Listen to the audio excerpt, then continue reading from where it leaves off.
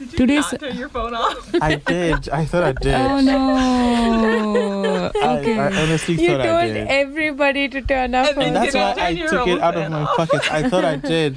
A walking paradox. Is all of this getting recorded? Yeah, it is, of course. Yeah. Okay, Just so what's everyone the one? knows, Adam, before we started, was like, hey, everyone, turn your phones off. Make your phones off silent. And then his phone goes off. I mean, I did turn my phone on silence. I don't know who turned it back on. Oh, really?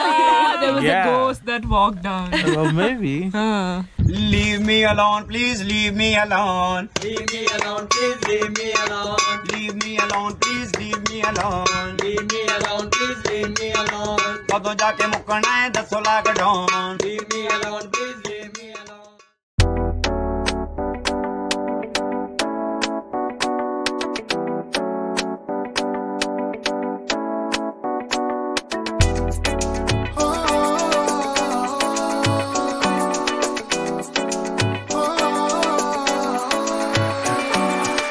Baka mazeshi gomebo Ejake primo nengedo Things for change in my neck and I'm in pom. I tell you everything my only God knows. If you what tell me today when I not tell you my mind then I fool. If I don't wake up tomorrow we not know my mind then I be fool. We know reach this far make you come and give up on me now. They are standing my major one now. You they see what I'm going through every day. Never thought I would make up. Where I go do, you do. What make I tell you to convince you? When you go believe when I say you. Yes, the fishing for your chest. Hey everyone, welcome to a podcast about living in France as an international student. I'm Shruthi. Hi guys, I'm Anne. I'm Raven. Hi, it's Adam. I'm Tiffany.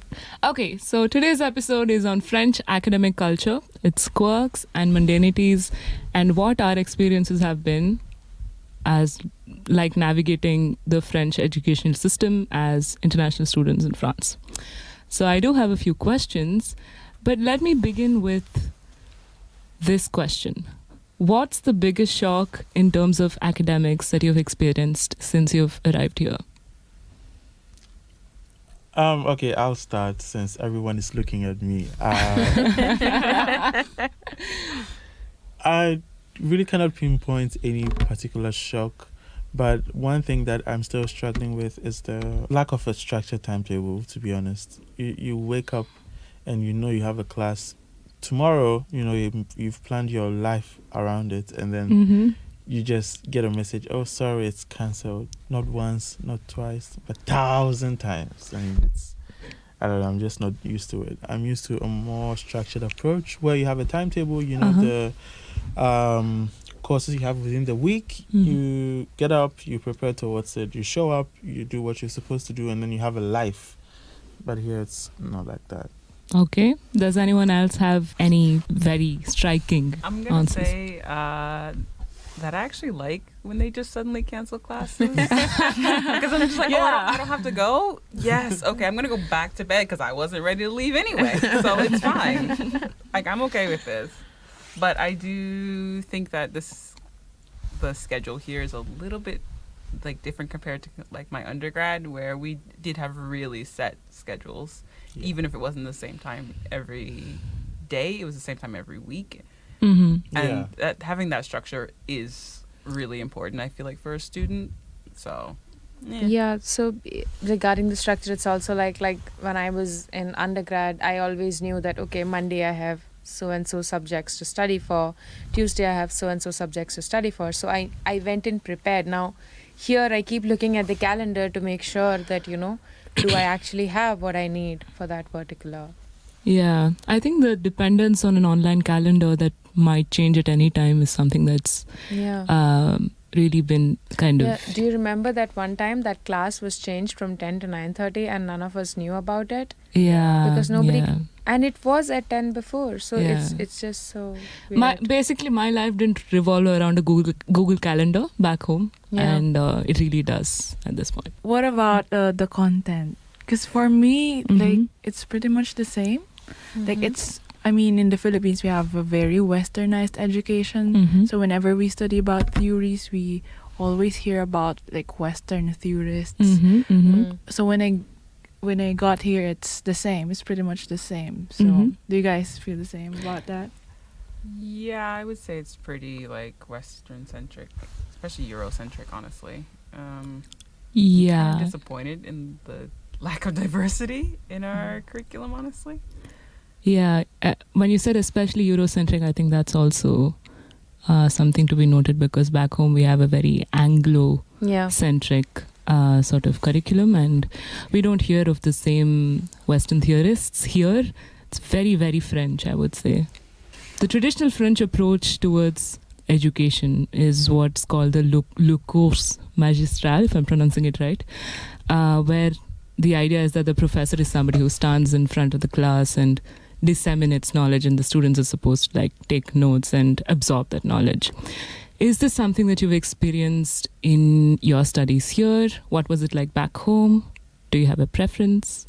I want to say our course is kind of unique, so I don't know how much perspective we can actually give to this question compared to a more traditional French school. I think our classes are very much project-based, so we don't have this sort of on high authority. Well, some of our classes, we don't have this very on high authority dictating to us what we should know. And that is good in some respects, but also because it's very project-based, the responsibility to actually learn something heavily falls on us. And that can be a good or bad thing. So days where I'm just like, you know what, this coffee's not working, I am not here, I can just kind of coast through it and it's okay. Right. And personally, I feel like I was kind of promised a project-based learning and like a hands-on learning, but after I got here, I think the way I understand project-based learning and the way they are executing the so-called project-based learning has been a little different. What I see is them trying to actually achieve collaborative learning, like, you know, because every presentation we have is in groups, and to be honest, if that actually worked, we might have like very valuable collaborative learnings. But right, I guess my question was more about what is the professor-student relationship and how is that different? Do you have contact with your professors? Is the professor somebody who's unapproachable? So what was it like back home, and what's it like here? Back home, I mean, you can't really contact any professor that you want to talk with, you want to discuss with. Like, it's very like hierarchical in the sense that they're of high authority and we're just students. I mean, that's for like the general culture of Asian academics, I guess. But when I came here, you can just sit down with the founder of the school, the professors, the directors, and you can contact them anytime, which is surprising and very progressive, I believe. And I'm loving that. That you can just have any opportunity to discuss with anyone you want to. I'm going to agree with Raven on that. Yeah, you really can just reach out to the person and they'll actually talk to you and treat you like human beings. Although I did have one professor, like I said hi, and he was just like, "Hello, student, I used to teach." And I was like, "You don't know my name. It's okay." Like, you don't have to make it awkward. But still, we still had a good conversation after that. So, yeah, they are very open. So, back home, I've had experience with both. I've been in an institution where you absolutely can't socialize in a way with your professors. You can ask them for doubts, but there's no bonding of any sort. You can't just go sit, have lunch with them. Not always, unless, you know, there might be this 120-something old professor, like straight out of college, who's just started teaching you, and they're the only ones who'll be putting in efforts. But at the same time, I also had an experience where the professors we used to have lunch together all the time, talk about all sorts of things. And I see that happening here too, at a much more larger scale, to be honest. Like, it's not seen as a new thing here. It's just what it is.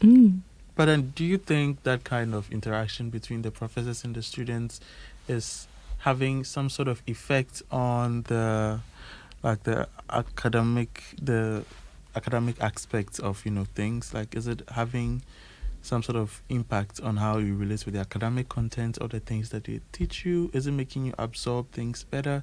Is it So it isn't simply about whether or not I'm able to absorb academic content that's being thrown at me, but it's also about the kind of environment that is being generated around me, the kind of environment I'd like to be in, where I feel heard. There is a lack of hierarchical structures which might actually put you into a box.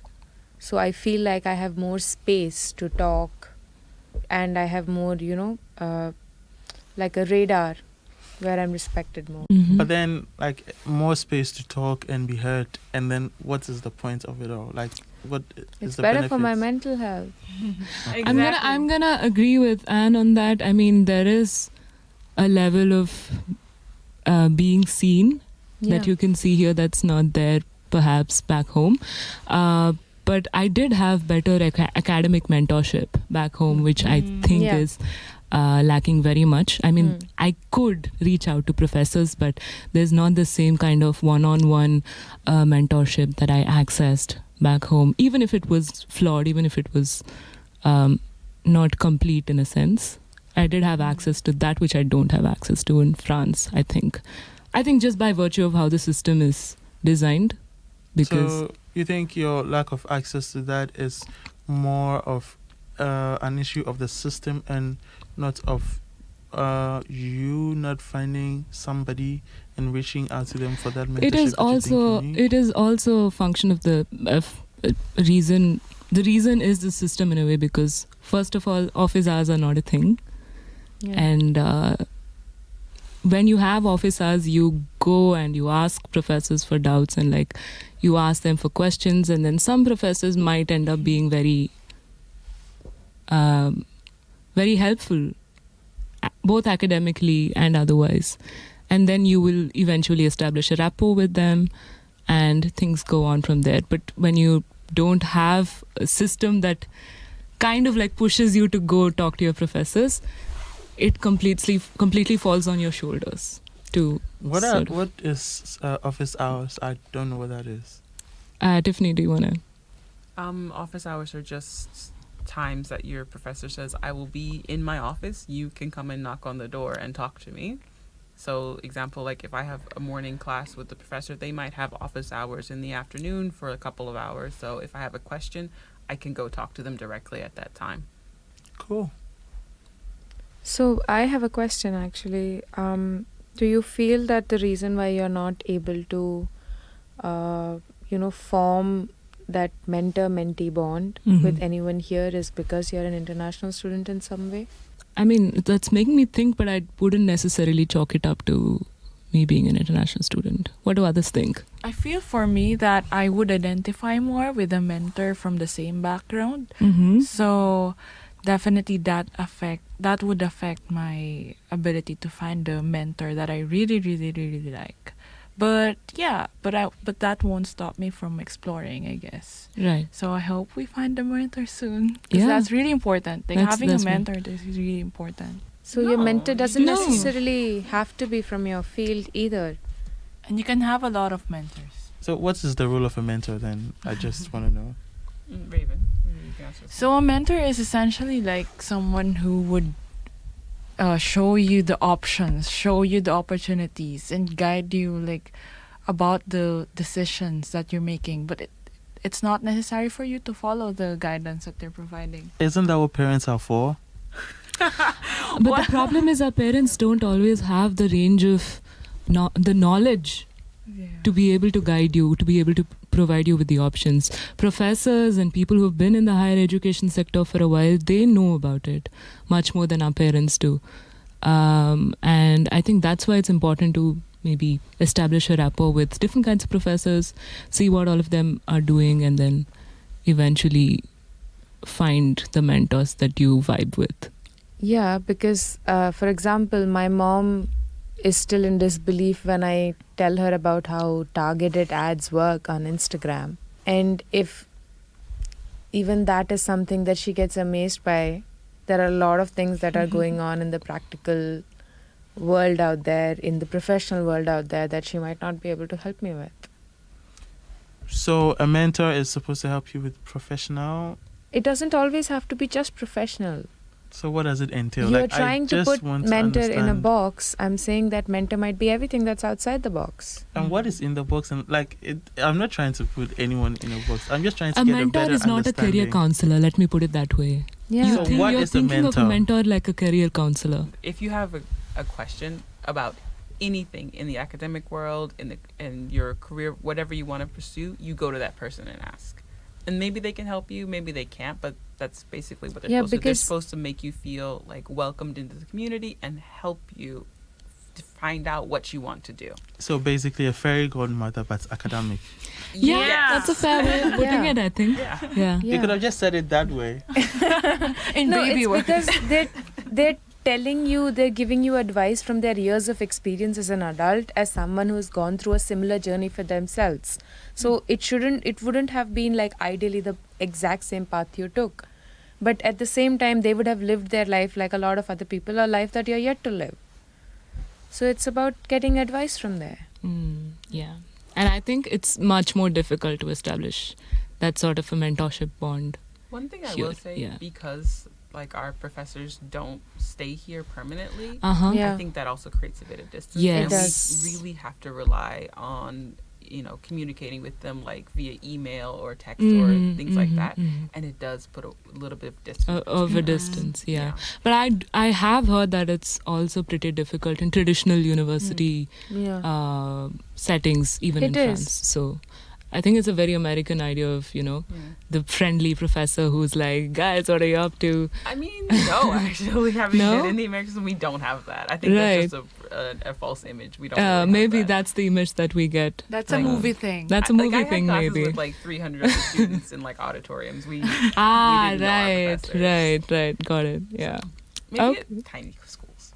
Yeah, but I also feel like I was just looking back at my own experiences, and I don't think that I've had the honor to call someone a mentor until I started working. Yeah. So like, because the mentor I had when I started working, she was my first manager. She took me under her wing. She taught me everything I knew, but at the same time, she always constantly pushed me to explore other things. Like, I'll forever be grateful to her because, they have a lot of what I am today. It goes to the way she has pushed me and encouraged me. Yeah. So that's also something a mentor is. I mean, Actually, even within the best of systems, it is pretty Yeah. difficult to find a mentor that you vibe with. So, yeah. Okay, moving on. What do you think of the assessment methods that you are being subjected to here in France? I mean, for me, it's been a high focus on projects and presentations and much less time given to like reading and writing. Can we really answer that question yet? We actually haven't technically been assessed. Been yet. assessed. That is So I feel like true. this is a question we cannot answer yet. Yeah, but more broadly, what were the assessment methods that you were used to back home, and how has France been different?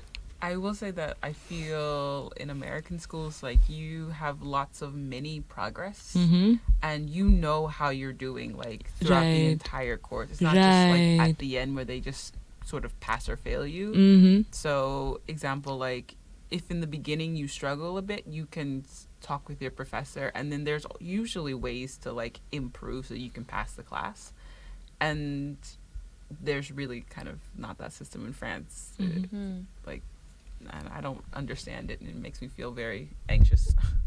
Well, to be fair, I feel like they don't give much emphasis on grades here in France. Right. Like, I mean, for masters specifically, I don't believe that people will value grades as much as like we would back home. Right. Yeah. Right. Yeah.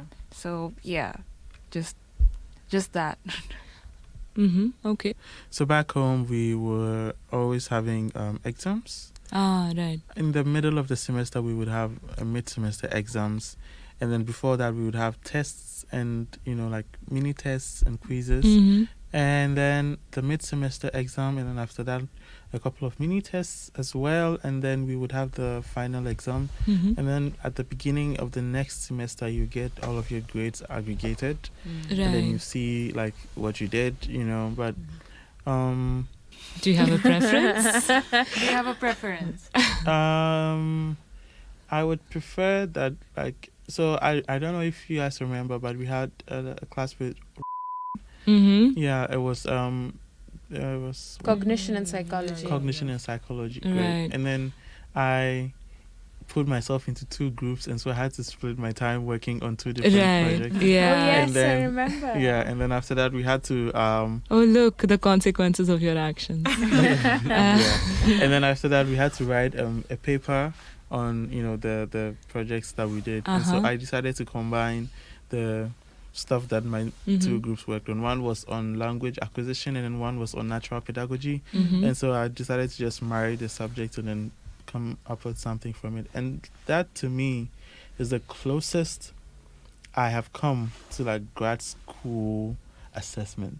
Right, yeah. Yes. Yeah, I agree. agree. That is the closest I Yeah. have come since I got here. I think I also did expect more of a graduate school experience where you're like writing essays and, Yeah.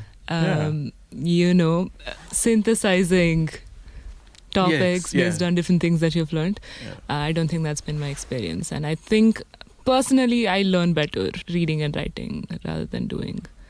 Yeah, I think so Projects and too. I presentations. think so too. And I actually realized this during the last projects we had in AI for Uh-huh. education. Uh-huh. So then we had to come up with like tools that would help students at make it a presentation.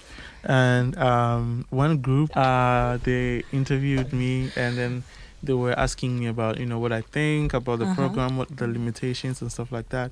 And then they Mhm. actually made me realize that I would function better in like a program that requires you to read and write, you know, because like class, it was, the projects were stressful because both groups I was with, I had some very high functioning people in there. And I am, yes, high functioning. That's the, and I had to like keep up, and it was Okay, Raven is currently dead. yeah, and it was a lot of energy keeping up with them, you know, and applying my mental, you know, skills and trying to come up with stuff.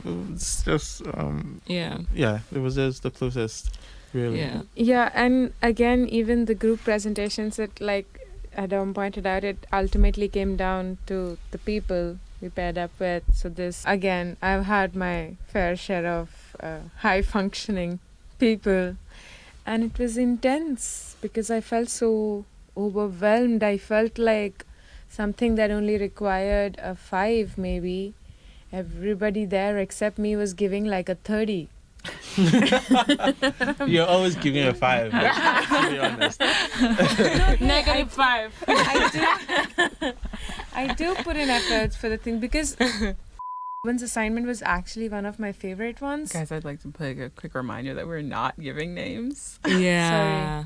So yeah, that was the only assignment that I really liked because it helped me synthesize something in my own experience, because the topic I had taken up was fathers and attachment theory, and I pointed out that, you know, a lot of these theories are spoken from a very typically white perspective, and I find a lot of, you know, dissimilarities between the way I was raised in a brown family and like what's been defined in the paper. And then for my commentary, I took up papers written by people from my country and, you know, elaborated on that and how things were different. And I drew experiences from my own upbringing, like my relationship with my father, what kind of attachments we have. So that is something that I would love to do more. Yeah. Raven, what do you think? For me, I enjoy like projects and group works a lot. So it's not a problem for me, and I really enjoy like making presentations. Of course. It's just Of course you do. yeah. It's just when I know that it's always affected by the quality of group mates you have, the kind of environment you have, and of course like the time given to you. Yeah. And if you're actually interested in the topic. But given the perfect setup, I would thrive in a project-based environment. I know. I agree. Uh-huh. I'm with Raven. I really like project-based learning, and I also agree that some people can be a little high-strung Yes. in our group. Or so. It Okay, really I just think we're a depends on your 50-50 on that. All right. Moving on to the next question. There seems to be a strong focus on sustainability, saving the environment and all of that in general in France and also in particular in the higher education curricula. Have you experienced this in your studies here?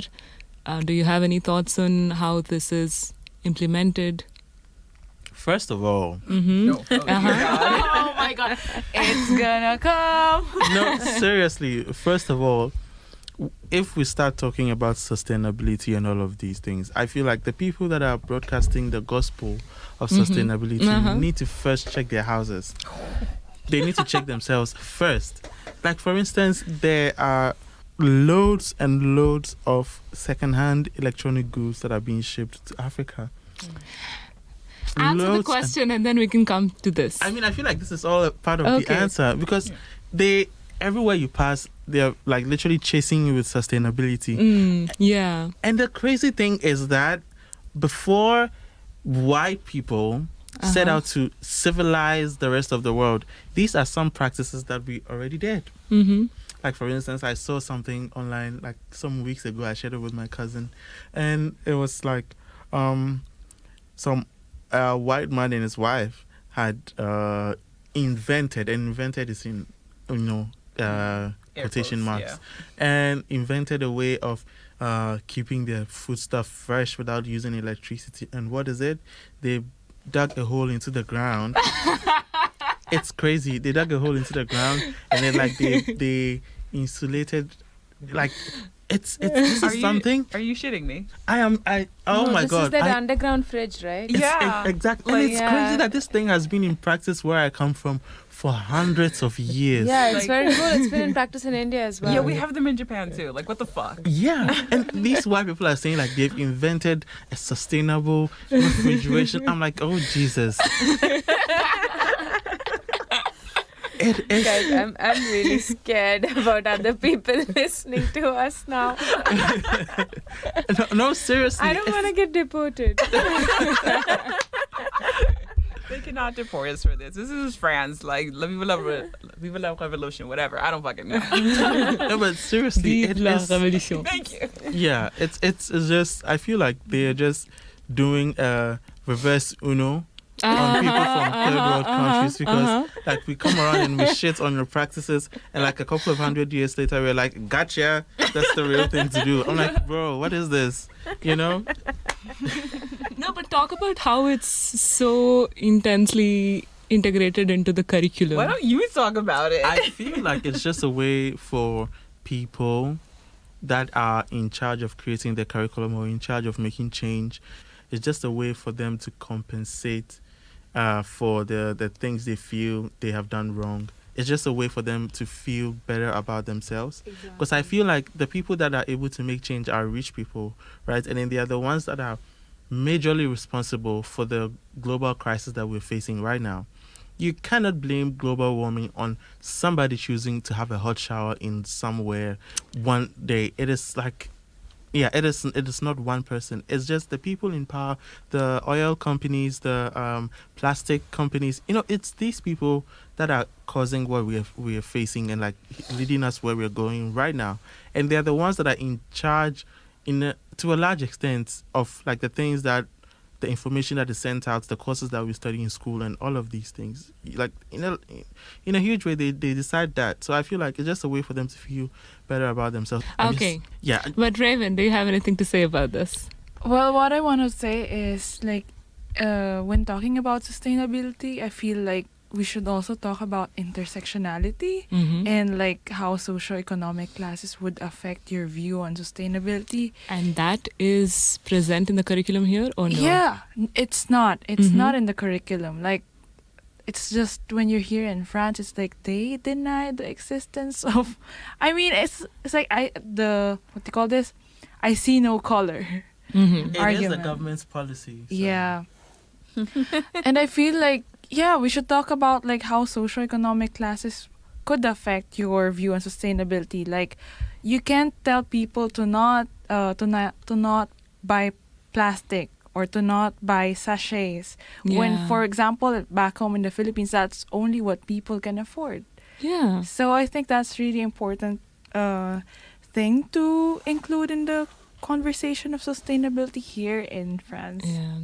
This reminds me of a project that we worked on where we had to come up with a campaign to ensure people picked up more sustainable clothing purchase practices.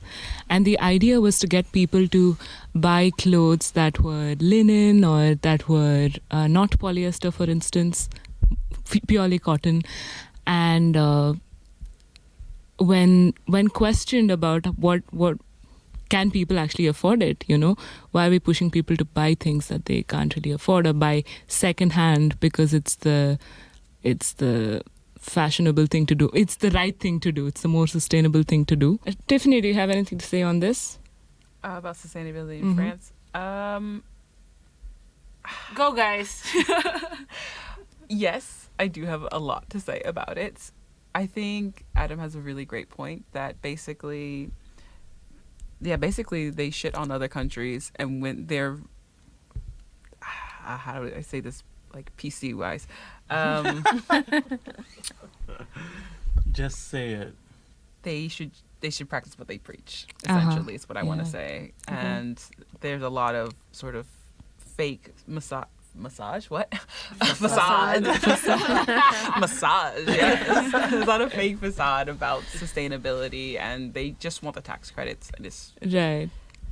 Yeah. in terms of the curriculum, I think it's very like shoved down our throats, but again, not actually practiced. Yeah. But one thing I will say, there are some programs in France that are really quite good, that are surprising. So like food waste is a big thing, and there are several programs that are doing stuff about it. So I applaud that.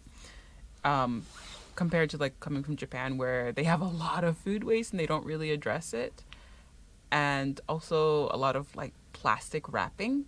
Like everything is in plastic. That's what it's like here too, right? Literally I feel everything like is it's in less plastic. so. I feel like it's less so. Oh my god, okay. because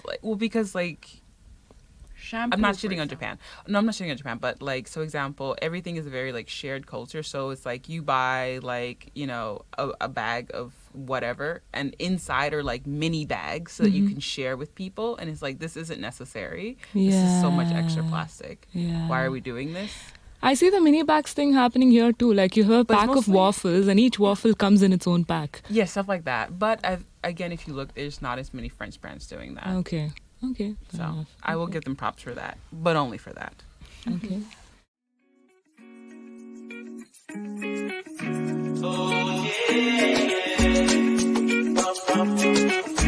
It's about to get risky tonight.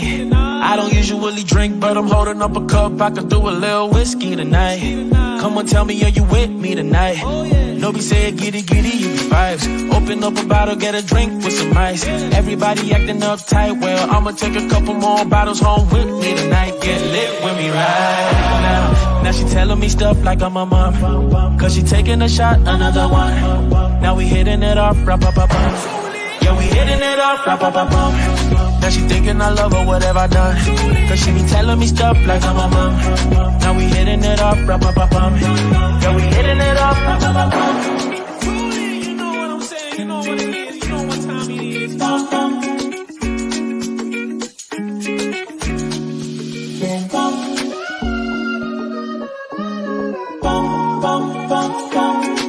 about now, you know how we do. And if I'm doing the math, I only got 1 hour till you're sober. I'm not really trying to take advantage, I just wanna get to know you. And I know that we can blame it on the alcohol. You ain't said a word when you wasn't drunk before. And I know you needed somebody to hear you out. All the negative drama, you gotta clear it out, cause we gon' have a ball. Now she telling me stuff like I'm a mom, cause she taking a shot, another one. Now we hitting it off, Yeah, we hitting it off, Now she thinking I love her, what have I done? Cause she be telling me stuff like I'm a mom. Now we hitting it off, Okay, guys, so for this week's tip for survival, there's an organization called Linky that gives food to students. Linkee. You could just a quick Google search. We'll include a link in the description of the podcast, and you just sign up with your student ID and your email, and you get to pick up bags of fruits, vegetables, a lot of things really that are going to help you save money. And all of us go, guys. So yeah, we go all the time. So please. We're broke. every single one of us goes, and it's really useful. So It's very, very useful. I haven't bought groceries in 2 weeks. Look, I haven't bought groceries in a month. They give you so much stuff. So you just sign up with the student ID, you show up, and then they give you stuff. So yeah. All Make the use best. of it, guys. Okay. I just want to piggyback off what Raven was talking about, intersectionality not being a huge thing. I can also see that there's a huge psychology bent to most of the courses, not just in our course, but in universities in general. You know, psychology and cognitive science is France's thing. Really? Yeah. There is not much of a difference between the humanities and social sciences and what we call the positive sciences, psychology, cognitive science. Have you seen that in your in the course of your studies here? Do you think that there are pros and cons to this? Sorry, I'm gonna go Yeah. first. Well, I feel like there is a lot to be done for diversity and inclusivity and all of the ETs. There is like a lot to be done when it comes to that in the educational sector, because I'm just gonna use a couple of our classes that we've had as examples. I mean, we're not going to name names, but there have been classes where, you know, certain statements have been passed that did not really reflect a thorough understanding of diversity, inclusivity, and being generally respectful to other minorities or other cultures. It's just an insensitivity to these things because people are not generally exposed to, like, I don't know, these things. I feel like there's a huge gap that needs to be filled in, you know, because France, whether they like it or not, is a very is it cosmopolitan, where like many people from all walks of life. Yeah, cosmopolitan. Paris is Cosmopolitan. cosmopolitan. Good. Paris is very cosmopolitan, and I feel like even the tiniest of cities in France are like cosmopolitan, with the history of colonization, bringing people and stuff like that. So I feel like there is a lot that needs to be done, but I feel like the root of that problem comes from the government, where they say we don't see color and don't account for like minorities and races and differences in cultures. But that's just me. Any others have any ideas on? Because in one of our classes I got the impression that they were trying to find scientific explanations to how social differences play out, social identities play out, and how inequalities play out in society. And I was particularly slightly disturbed by that. And I think some others shared the sentiment back then. If you have anything to say about that. Yeah, I just feel like justifying racism, for example, as a person's innate tendency to, what do you call this? To other Gravitates towards gravitates towards other people of the same color is not it. It's just, what about the years of oppression? What about the years of slavery? What happened to that? It can't be justified by psychology. Yeah, it can't be justified by social psychology, right? So that class was such a trip, man. There were so many things in that class that were disturbing in a lot of ways. Yeah. So the psychologization of Also, like hearing words such as Oriental in class, it's not it. Yeah, that's not it. Yeah. Okay, last question, guys. Last question. How easy or not is it to access therapy as a student in France? In the United States, for instance, I have heard it's much easier. I've heard from friends that it's so much easier to access therapy. In India, I mean, it's largely unheard of, except for in some institutes where you have some watered down version of, mental health unit. But what's your experience been like here? What have you heard of? So when it comes to mental health, I feel back home in both the institutions I've been to, both had set up like a mental health unit, like you said. One was a very dummy mental health unit. The other one had were training students to be, to be active part of peer support. But to be honest, I found that idea so stupid because at no level can they be trained professionals with just attending seminars for 6 weeks. And I remember this one time during my master's, I was going through a really, really vulnerable time, and I've actually not said this out loud to anybody. Shit.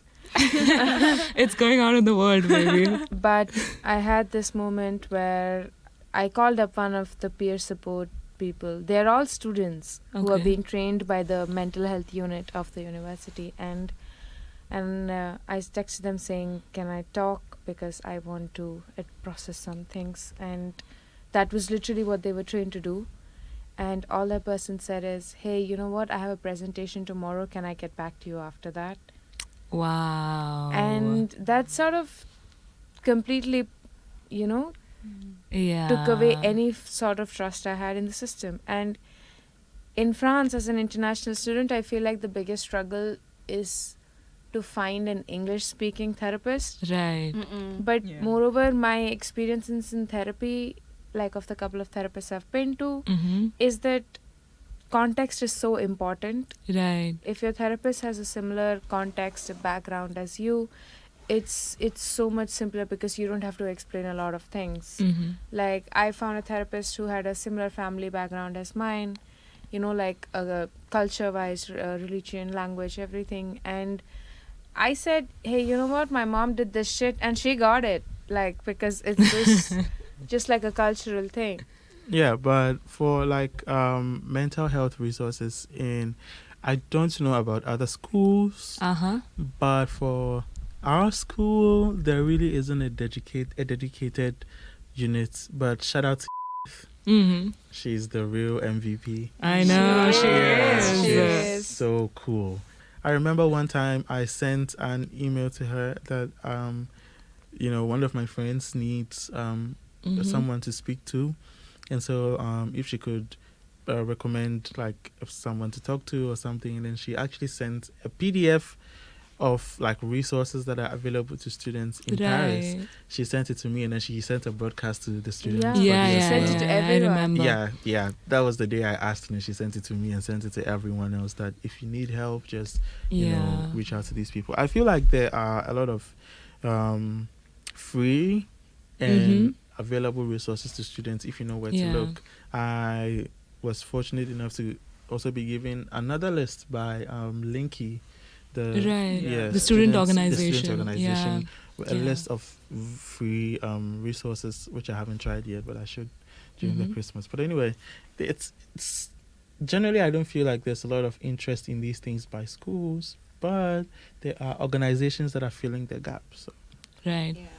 Raven, any Speaking thoughts? of free stuff, they give a lot of free stuff for students, which I like. It's something that I want to emphasize because I love free stuff. And as a student in France, you get a lot of benefits. So I feel like it's helping with the mental health, you guys. Yeah, I really want to end with this one question. Being under 26 and being a student seems to be the perfect sort of combination of circumstances to reside in France. Has this benefited you? In what ways has this benefited you? Do you like this about France? So I want to go first. I actually turned 26 a month and a half ago. And when I first moved to France, my biggest fear was that I'd have to pay a lot of money for my Navigo card. And because if you're under 26, you can get the yearly pass for 350 euros. And since I got my card on the 1st of October, even though I turned 26 a month later, for the whole year I got it for 350 euros. So that was like a huge win for me, like a big W. I will say, as someone who is over 26 already, it sucks if you're not 26. I know. I You know. lose so many benefits. So come study while you're young, guys, because France doesn't give a shit once you're over 26. Yeah, I mean, the number 26 does seem a bit arbitrary, right? I mean, I think it's like trying to gauge the end of your puberty. Right. just academic But career, shouldn't that be 25? Like, I mean, like midway 26 seems.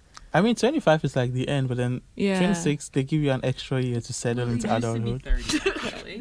The end used to be 30. Oh, wow, I Yeah, didn't know they- that. They changed the law a few years ago. I was talking to someone else about it. So they changed the law and lowered it so that they could basically save money.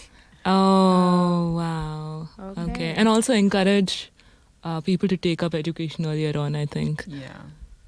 That's Most people here interesting. do, I think. Like, they do have programs for people who have already had a career and who are returning, but Mhm. again, the criteria for it is very strict. Like, you have to have worked for a certain number of years in the French Right. system before you can Right. benefit from them. So it's not great for people who are coming from abroad. I guess for me, my favorite one, like the benefit, is the number of organizations that they have that give free stuff like food, clothes. You can just bring your bag and you can get a lot of like grocery items that you can actually use. You know, Mhm. like pork, bread, milk. I like it, you guys. I'm enjoying it so much. They have Yeah. one raven they bought her with I food. know. I know. I mean, generally, there seems to be a strong sense of student solidarity. Yeah. In France generally, which is a good thing. But I don't really see the university or the institute being just as much of a political space as it is maybe in other countries. Not necessarily in my old university, but in general. What do you think? I believe that for people in the West, education signifies something different Mm-hmm. than for people in other parts of the world. Mm-hmm. Like back home, getting an education is more of a privilege than like a what's the other word for, like the antonym for a privilege, like something that you just have to do. Back home, Obligation? like Something that's normal. something that's normal. Yeah, Mhm. like it doesn't just fall into your laps and then you Mhm. have it. Mhm. You actually have to work for it. Your families have to put in some effort. You have to, want it. But over here, it's like, oh, it's there. Take it or leave it. Like tertiary education is literally almost completely free Mm-hmm. Yeah. for locals and for people from the European Union. So it signifies two completely different things for us. And I believe that over here there is more of an emphasis on you can make it without school. You can do things.